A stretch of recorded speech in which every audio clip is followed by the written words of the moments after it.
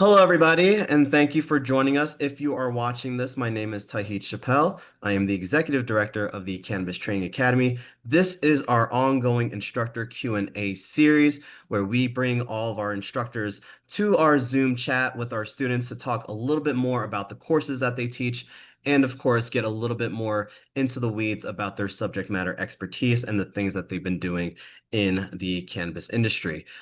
If you are watching this or if you have missed this, you can always watch this in the CTA portal by logging into your student account, or you can find this Q&A will be hosted on the CTA YouTube account. And so tonight we have a very esteemed guest, someone who is a multi-award winning cannabis champion coming to you live, Renata Shaban, who teaches our level 9 course focused on taxes, finances, and all sorts of accounting that you are going to need to know if you actually want to start a cannabis business. So, as part of this webinar series, we are going to ask Renata to introduce herself a little bit, and then we're going to get into the Q&As. And then students, if you have any questions for us, please drop them in the Zoom chat, and then we will get to the questions at the very end of this Q&A. So, Renata, we're going to toss it to you first to have you introduce yourself, tell the students a little bit about your origin story, and how you became a cannabis trailblazer that continues to blaze trails. You like what I did there? Yeah, no, thank you. Thank you for the intro. I will be short, for the benefit of everybody's time. I'm a certified public accountant, certified management accountant. I've been in cannabis industry since 2020. Um, I have experience working for a bigger accounting firm, and now I have my own practice serving cannabis clients within New York and New Jersey metropolitan areas. It's very important to have an experience dealing with cannabis operators. It has to be somebody who knows the flow of the information within the cannabis operator, the accounting system, being very well versed in 280 and tax compliance. These are really the two aspects of the qualified cannabis CPA, understanding how the cannabis operations are run and the flow of the information, and ultimately the tax code and the 280. These are the main aspect of that. We don't have that many people, and we do have some questions. And if you guys at any point, like, how does it work out here? Should they drop the questions Yes, in the they message? can always drop the questions in the Zoom chat, and we'll get to them for sure. All right. Okay. You want to get this going? Yeah, so I will get into the next part of our questions. So again, to our students who are watching live, if you have any questions, please drop them in. But we're going to go through our questions that we have set up for Renata. So you talked a little bit about SOPs. Why are they important? What? Okay, first off, some entrepreneurs don't know what SOPs are. Can we start from a foundation? What are SOPs and why are they important? And why are they so critical when it comes to accounting and tax compliance? Can we start from a baseline there, Renata? Yes, of course. The SOP stands for Standard Operating Procedures. It is essentially a protocol or list of steps in following that needs to be followed in order to achieve a certain task. The SOP can be for different, tasks for different purposes depending on the size of the company.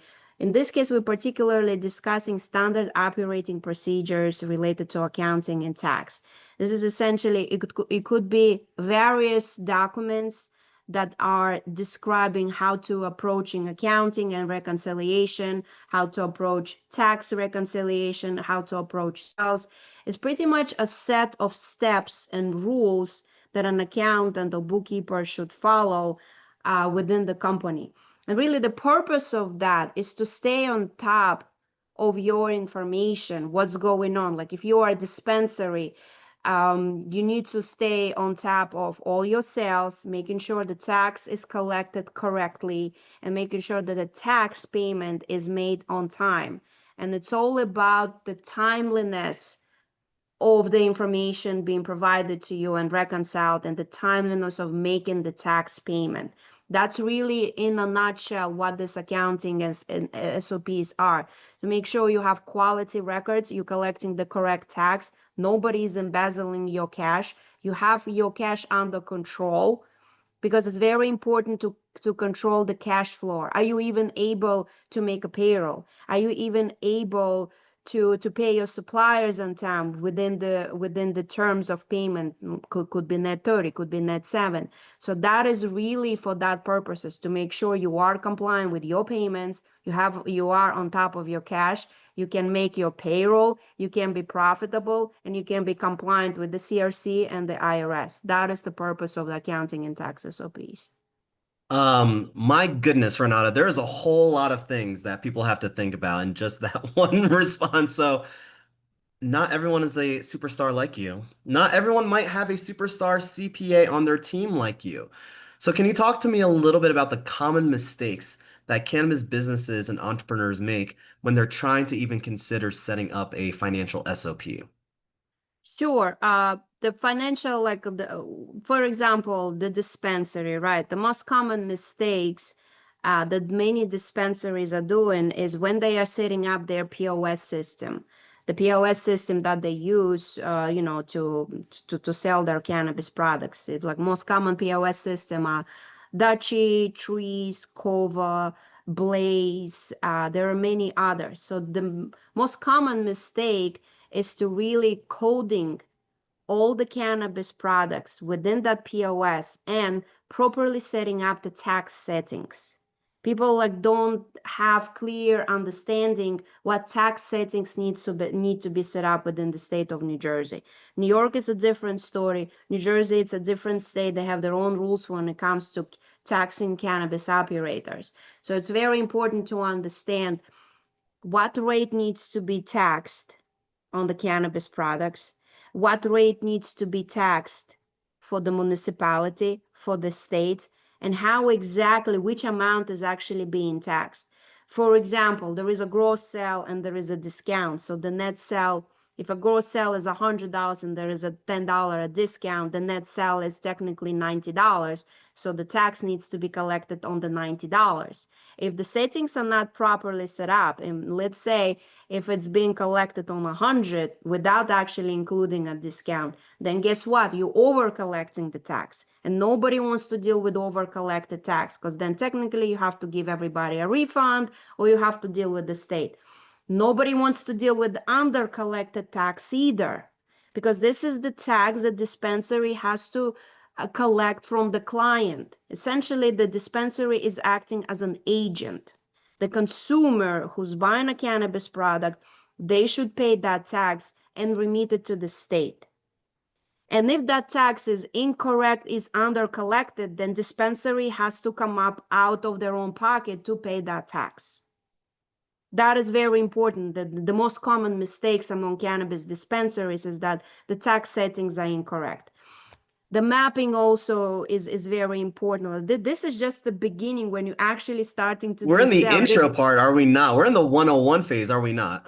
Exactly. And that is the most common mistakes. And when somebody is coming to an accountant while they're already operational, not before all that, but while they're already operational, that's already a little too late.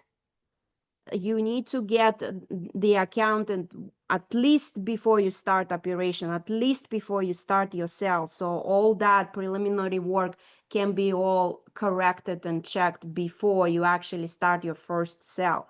Because there are a bunch of other issues that once you actually start selling that, we need to fix. But this is something that could have been easily avoided if a qualified cannabis CPA is involved. I wanted to get to a live question, if that's okay with you, Renata. Sure. We have a question from Anthony who says, how does the newest update to 280E affect cannabis cultivators? Anthony intends to open a micro craft cultivation. Can you speak to Mhm. that? Well, the newest that there's really no updates with respect to 280E. So far, the regulations that we have, they've been, you know, around for some time. And then if you mean about 280E application and non-application, because this is something that some of the cannabis operators right now, they relying on the definition of cannabis sort of not fitting the Schedule 1. That's why some cannabis operators, what they do, they might pursue a legal opinion kind of arguing that cannabis does not fit the definition of Schedule 1, but rather it's a Schedule 3, and 280 only applies to Schedule 1 and 2. But that is an expensive exercise, and there is still risk. So there are really three approaches right now that a lot of dispenser, and again, you're a cultivator, right? As a cultivator, you have a more room to account for cost of goods sold because you are growing your product.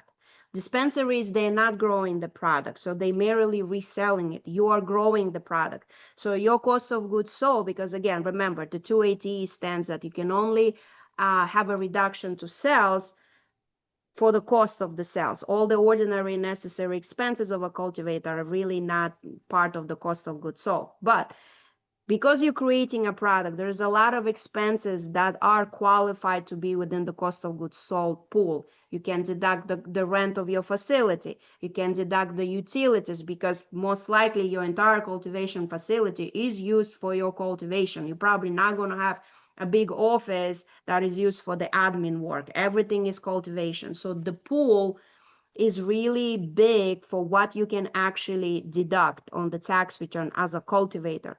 Is the dispensary are the one who in the least advantageous situation.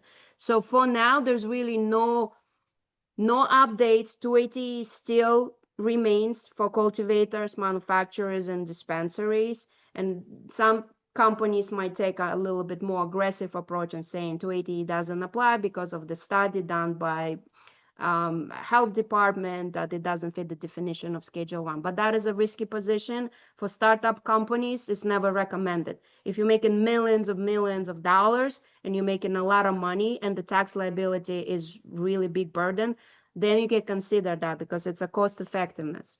It might be too expensive for the startup business to take that route. I hope I answer your question, Anthony. I hope you did too. Anthony, if you have any follow-ups, you can definitely type them in the Zoom chat too. I want to make sure for those that have just joined, some students who have just joined, if you have questions as Renata and I are discussing SOPs around accounting and taxes, please drop your questions in the Zoom chat and we will get to them as we see them. So, Renata, can we talk about systems and processes? When it comes to creating an SOP around accounting, what systems or processes should cannabis businesses use to accurately track their revenue and their expenses and anything that they're going to need to utilize come tax season? Well, it all starts from understanding what the 280 is and what can be part of cost of goods sold and what cannot be as part of cost of goods sold. So the process is really like to have qualified cannabis CPA early on, as early as possible, but definitely no later than when you start your sales. Before you start your sales, you need to make sure you have discussed all your accounting with a cannabis CPA. The first thing is really is to set up a proper chart of accounts. It starts with that, whether it's a cultivator, manufacturer, or dispensary, to set up a proper chart of accounts. Then you need to understand what actually goes in every of that chart of accounts. How are you recording payroll? How are you splitting the salaries of bartenders? What if bartender is also doing a work of an inventory associate? So there is a lot of really detail that has to be involved. What area is your vault? You have to think about that. What is the fees you pay to the states? What is the fees that you paid to the city? It's really like setting up a proper chart of accounts. And then really setting up that all the expenses are properly classified and recorded, and everything needs to be reconciled every month. So that is the basic processes to stay on top of it at least every month, reconciling everything. Because if something you didn't get some kind of a credit from a supplier, let's say if you're a dispenser, you got a defective product, then you can make sure you get your money. Then you can see if you're actually selling the products or not. But you can see can you make your next payroll? Can you pay your suppliers on time? What about all the investors that want all their money back? So that's why you have to have this reconciliation and processes every month. At the very least, every month it needs to be done. That way you have a very clear idea on your records when you're reviewing your payroll Are you paying your people correct? And are you classifying your people correct? If your bartenders are also doing the work of an inventory, as I mentioned before, that salary needs to be allocated to cost of goods sold. If there is an officer that also doing some work related to the inventory or to the cultivation, that needs to be allocated. Why? Because ultimately, once we know the correct gross profit, then we can see, okay, this is potential tax liability. We need to set that money aside.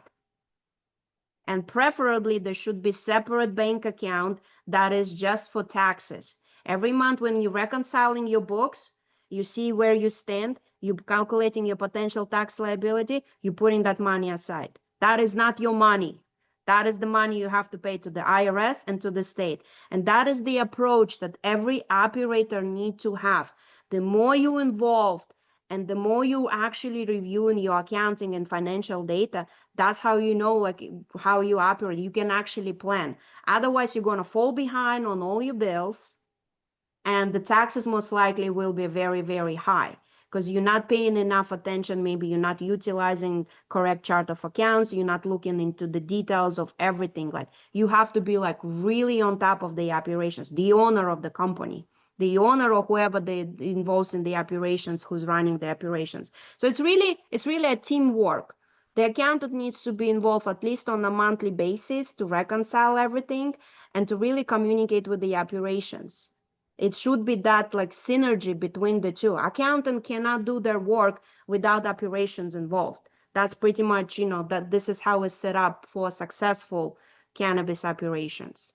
And that's, just to reiterate, like that is a two-way street of communication. It shouldn't be you hire a CPA or an accountant and then you dump all the work to them and you don't talk to them at all. It should be the owner or the owners accurately and constantly talking to the accountant or their CPA and being open and honest, correct, about the Correct. And state of the business, right? the qualified CPA usually always explain, they pretty much educate, like, listen, if this is what you're doing, we have to document it. If bartenders also doing the job of an inventory associate, that needs to be written in their job description. Boom, we have a documentation that bartenders have mixed duties. We can allocate certain salaries to where it needs to be to minimize the effect of 280E. It's a lot of planning involved. It's not like you come into your CPA once a year, let's just do taxes, and then you like pulling your hair like I owe so much money, or the bill is CPA is giving me is Sounds too like you've high. experienced that, huh? Exactly, exactly. I mean, I'm right now in the midst of that. So yeah, it's really setting up everything properly and stay on top of it. Like the owner needs to like explain this line to me, explain this to me. Why are we doing it like that? The owner needs to understand what accountant is doing. This is the only way. Every time the owner runs a business or making a decision, they like, let me run this by the CPA and to make sure whatever I'm thinking I'm doing or on doing is actually going to be okay, that I can afford it, that my cash flow is not going to be like, can I do that? Like, let me consult. And that's ultimately the best practices. Right. So like your CPA should be your right-hand person, like if you have a lawyer too, but like your CPA should really be that person who is connected to you and understands the ongoing interactions within your business. Renata, you mentioned documentation. What documentation should businesses maintain to stay prepared for a state or, God forbid, an IRS audit? What should they have in their documentation around SOPs for their business? And again, for students, ask your questions in the Zoom chat. There are no silly questions whatsoever. Renata is one of the top tier, the toppest tier accountants, CPAs in the country doing cannabis work here. So please feel free to drop your questions. She's here to help you. So Renata, back to documentation. Can you go for that? Sure. Like, let me just tell you how, I approach my clients, and this is the best practices. Again, this is what I also encourage. I am the chair of New York State Society of CPAs Cannabis Committee, and we always share the best practices. And this is what I always share with my committee members. When you're using an accounting software, and most common for a lot of small businesses, bigger companies, they have a different accounting software that are appropriate for bigger firms because of various entities involved. But for the smaller businesses, for smaller operators, the most commonly used accounting software is really QuickBooks, right? QuickBooks Online. And within QuickBooks Online, you can actually, every time you're making a payment, you can have an attachment as a supporting documentation why you made that payment for that amount.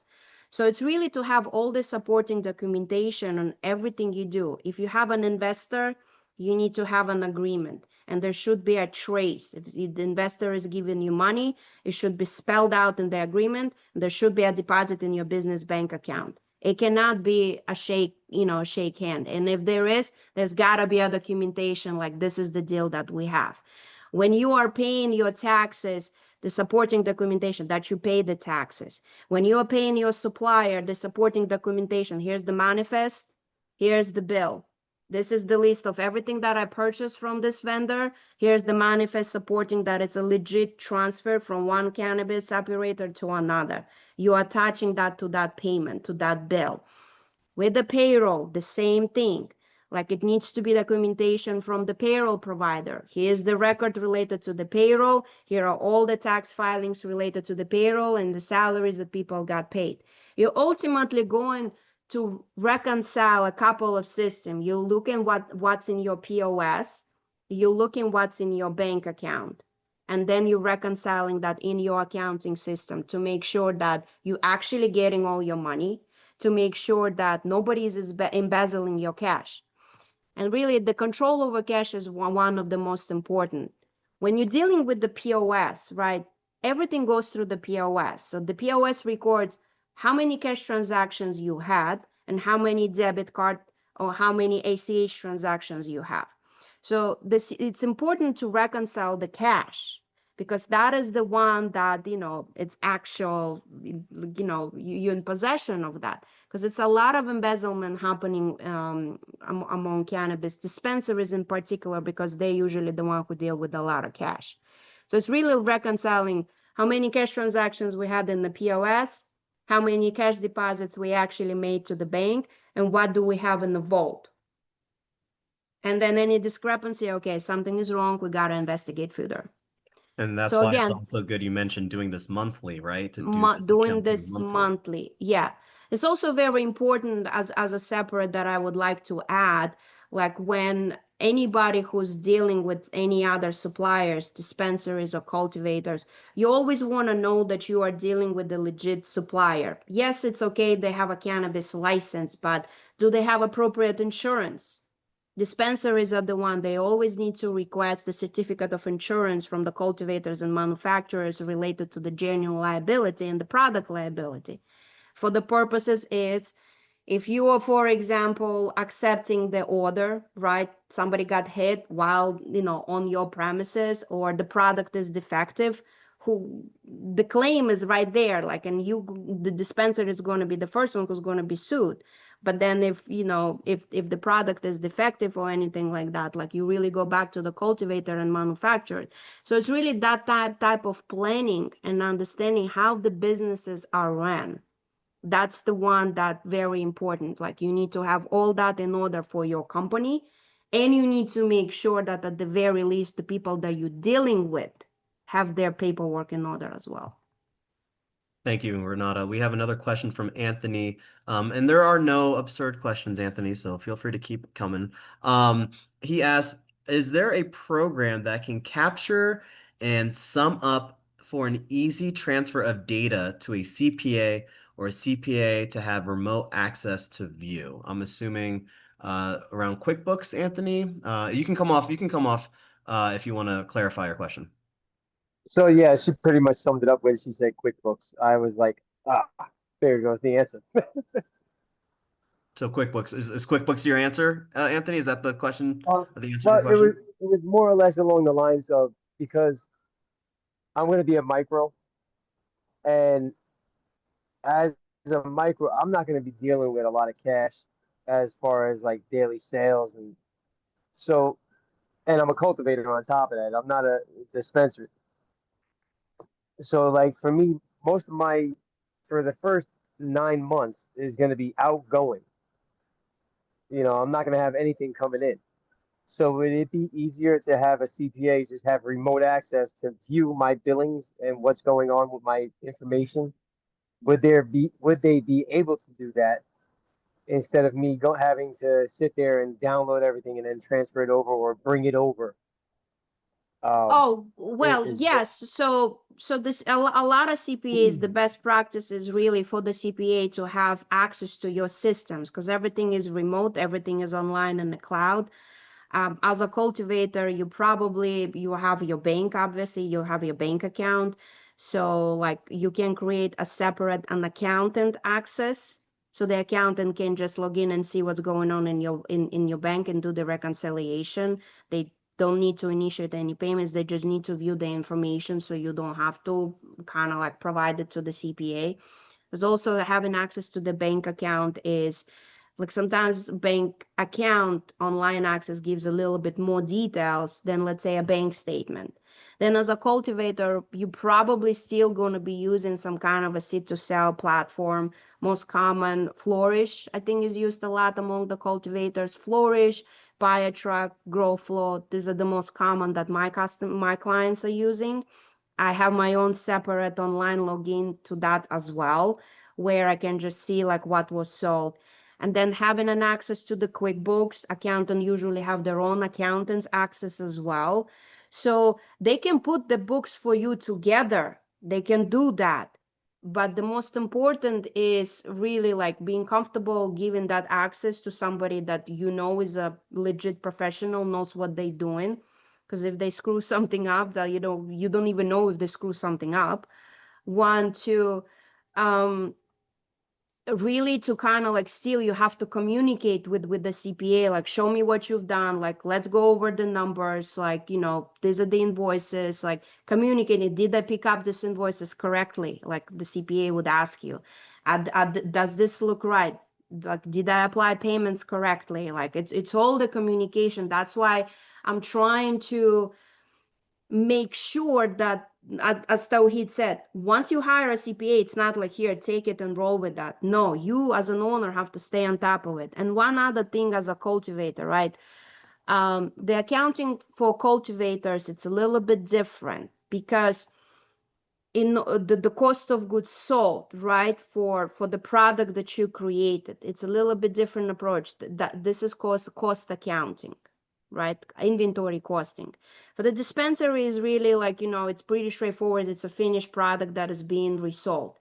For the cultivators and manufacturers, there are different components involved. You are creating product, right? And most likely at the end of the year, you still have some inventory that is not sold. And how do we quantify that ending inventory? Like we have to assign the value.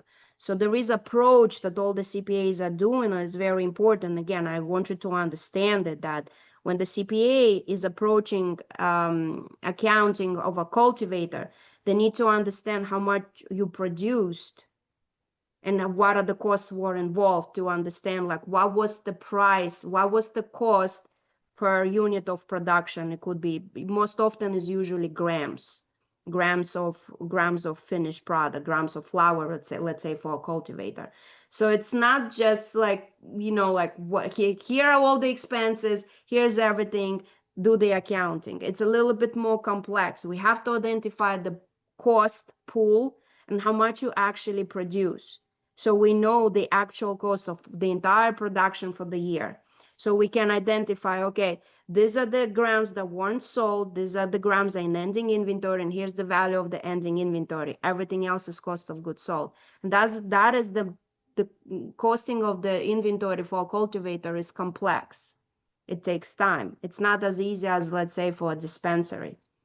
So for a cultivator, having also good records, like a software, like a Flourish or like a seed to sell software, it's helpful, because at least and many of these softwares are actually being also, they can be integrated with QuickBooks. So we don't have to like repopulate invoices. The invoice that you can populate in this POS in the seed to sell for cultivators, they can actually be populated and spit into QuickBooks. The same for dispensaries who's trying, like many of these POSs, they can actually directly integrate with QuickBooks, and the information can be pulled automatically.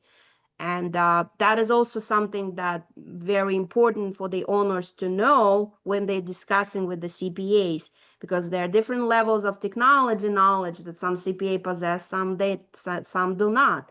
I'm the proponent of automate as much as you can automate. If there is technology, if there is AI for something, let's just use it because it will be cheaper for the client than I'm going to be spending my time or my team doing something manually. Right. Whew. Did that answer your question, Anthony? Yeah, you did, and I appreciate it.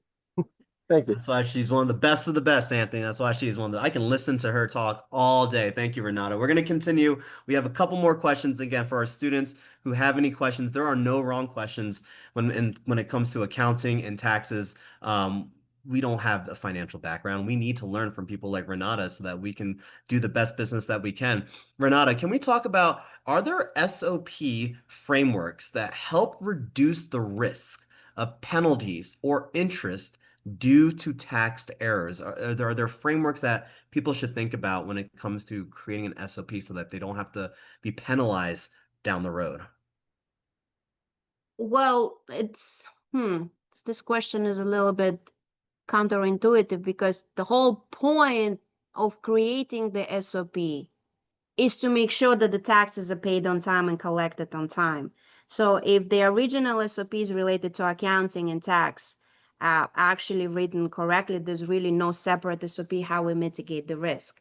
It should all be All the baked in pre together if it's good Yes, enough, it's is it's what you're all saying. part of the same. The whole point of writing those SOPs and following them. I like to emphasize writing SOP and having SOP and following them is very important. You can have SOP, but if you don't follow them, they're useless, they're worthless. You have to have a solid SOPs that are actually applicable to your business. It's not like you can go out and buy it or something like that. It has to be tailored to your business. Everybody's business is very much different approach, different team, different size, different goal and idea. So it's a very unique to every company. So it's really like when SOPs are properly written for accounting and tax and really followed every month, the risk of not being tax compliant is extremely minimal, and there's no separate SOP for that.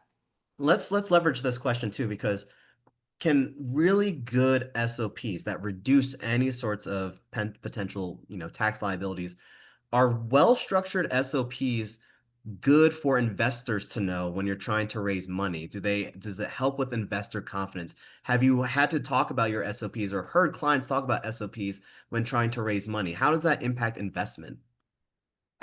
SOPs by itself, really investors, in my experience, never really asked what investor, because SOP is really an internal document. It's an internal document. Investor is not going to ask how you hiring your people, like, what are the criteria you're using?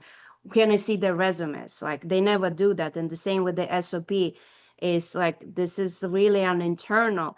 But what investors are really want to know is what is your business experience as an owner? How do you approach? And that's when the owner can say, this is how I approach. For every task, I have the SOPs. For reconciling, everybody's following. It could be brought up that way, but investor never really directly asks, do you have SOP for this? Do you have SOP for that? No, what they care is, do you know what you're doing? Do you know how to run a business? And does your CPA knows what you're doing and how to, do proper accounting? That's really what the investor will ask. Right, Anthony? And where's my money? Yes, and That's what they're gonna want to know. When's my payment coming? yes, and it's very important to be able to explain why you investors still have to wait. Because a lot of investors really do not realize that it takes time to stabilize operations. It takes time to really be profitable, because at the first year nobody usually gets anything ever, because you have to make sure you have your payroll, you have to make sure you're paying all your taxes, you have to make sure you're paying all your suppliers. It's like you're growing sales, you're just not there where you make enough money to distribute the income to anybody, right? It's usually year second or third, that's when investors will start getting their return. But if you're still not making money, you're not going to pay your investor. And in this case, it's very important that you bring your CPA, and the CPA can actually answer the questions why they're not getting their money. because it's really just going over the accounting and also maybe providing the projection to let them know when possibly you're going to get your money. But that is very important. Investors want to make sure that you have a solid accountant by your side. I am often being involved on the meetings with investors, with the owners of my clients. They always like, can you please be like, so they can answer their question, because I won't be able to answer the questions about the dividends and the taxes and this and that and the projections and what do we do to maximize the sales and why the sales are so high, but we're still not making money. Like, can you please be on that meeting and explain all that? And very often investors are immediately backing out. As long as they see the owner knows what they're doing, they have a solid accountant, they give me an explanation, they have a plan on how to improve it, investors going to be okay. They will wait for their money back as long as you're communicating it properly. The goal is to really kind of provide some kind of internal accounting or management reports to your investors periodically, at least once a year, maybe twice a year. Many of my bigger clients, we do investor meeting twice a year to kind of show them the progress, to assure them we know what we are doing. Because some of my clients are actually thinking to grow, and instead of giving money back to investor, they're like, oh, we actually need more so we can grow more, so you can grow your value. So there's could be that type of conversation. So, and all that the owner needs to keep in mind as a business owner. When it comes to that, the owner will have to have a very basic knowledge of accounting. Still, they're going to have to understand it. Where can someone who is an entrepreneur and may not have an accounting background or experience, is there any sort of places or spaces you would point people to get to that kind of basic accounting acumen so that they know at least the basics when they're working with the CPA? I mean, obviously a CPA is an Well, I expert think for a that reason. this training courses are an excellent example, and I think not every state really have that. I am also part of the Cannabis Training Academy in New York State, and I was always saying that out here, the way New Jersey approaches and the way the curriculum is written, this is the best for I a appreciate that. starting I wasn't looking for a entrepreneur. compliment, but I appreciate that. I'll take that. Thank you. You It, worked on it, so thank you. yes, it's just like literally the material that is being provided to all the students is a good source of information to have an idea in every have an idea in the zoning, because I know attorneys wrote the webinar on that, and all the manufacturing, all of that, the ID, the employees. You guys have all the courses, so that is really the best source of the information. And then ultimately is really just talk to your CPA, like, explain to me this line, what do we have here, explain to me this line, why do we, it's really asking your CPA, explain this to me so I know what's in every line. And that's your duty as an owner, like, to understand what's going on in your books. Thank you, Renata. Again, for students, we'll have a 5-minute warning. If you have any questions for Renata, please, there's no questions that she cannot answer, no matter how small you think it is. Feel free to ask your question in the Zoom, or raise your hand, or if you need to come off mute. I see some of you are on phones, so if you need to come off mute, by all means. My last question for you, Renata, is where can people find good CPAs, and how do you vet and validate that the CPA that you're talking to knows what the heck they're talking about? Can we talk about that? I own a couple of businesses myself, and this is just a general business advice that I always give to anybody. And um, interview at least 3 professionals, regardless of accountant, attorney. Anytime you are looking to hire a third party to do some kind of service, it has to be at least 3 professionals. And you have to have that time to discuss, to interview all those 3 professionals, right? The information that you're going to learn from this professional is very, very important, because it's not only about what they know and how much they charge. It's also about how you feel about that person in general. Like, are you going to be liking working with that person? But I guess the most important thing is really asking the accountant how many clients they have, how many experience they have, have they ever been at the dispensary? Do they understand the flow of the information? Do they know all the tax codes and 280E? How they approach that? It's really like asking them a question. Like, imagine you interviewing an employee that you want to hire to work for you. You want to know about their past experience to really understand, do they actually have that experience that they stated on the resume, or they just made it up? So you would ask the question, how do you approach, like, walk me through the process. Which arrangements do you have with your clients? How do you serve your clients? How do you do reconciliation? And then just learn from that what they tell you, and then make decision from that.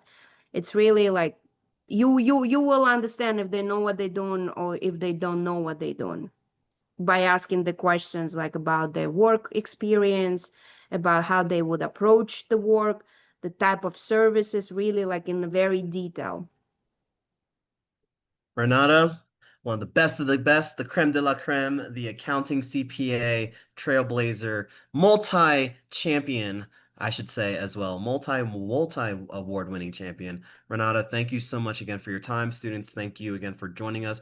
If you are watching this, make sure you check out our level 9 course that focuses on accounting and tax compliance. Renata is the instructor for this course as well. And again, you can always reach out to the CTA for any other follow-up questions. Renata, how can people best connect with you if they do want to connect with you and reach out for any other possible paid services that you offer or whatnot? Is there a good way to connect with you or reach out to you? I think my email was provided in the slides. If not, I'm also on LinkedIn. I have my own website. You can connect with me on LinkedIn and shoot me a message. You can look at my website, highlyelevatedcpa.com, and send a request through that. Or just use my direct email, renataserban@highlyelevatedcpa.com, and then we'll take it from there. We'll set up a phone call, and we'll have a discussion. Thank you. So, Renata, can you actually type in your email in the Zoom chat? Is that possible? Yeah, sure. We have a request from Carolina. As you do that, again, students, thank you so much for joining us. Thank you for your patience as well over the technical difficulties, but we were here. We got some really very, very in-depth knowledge. I got to start reading a little bit. I got to follow up. I got to get my accounting acumen back up to speed here. So Renata, thank you again so much for your insight. Thank you again for your time with us too. And class is dismissed. Thank you, everybody. Thank you. Goodbye.